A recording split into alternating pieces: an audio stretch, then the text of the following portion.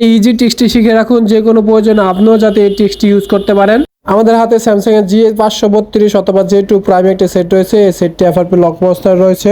আমরা স্যামসাং এর একেবারে কমন একটি টিক্স ইউজ করে এই সেটটির এফআরপি লক বাইপাস করব। আমাদের সঙ্গে থাকুন, আশা করি ভিডিওটি আপনাদের ভালো লাগবে।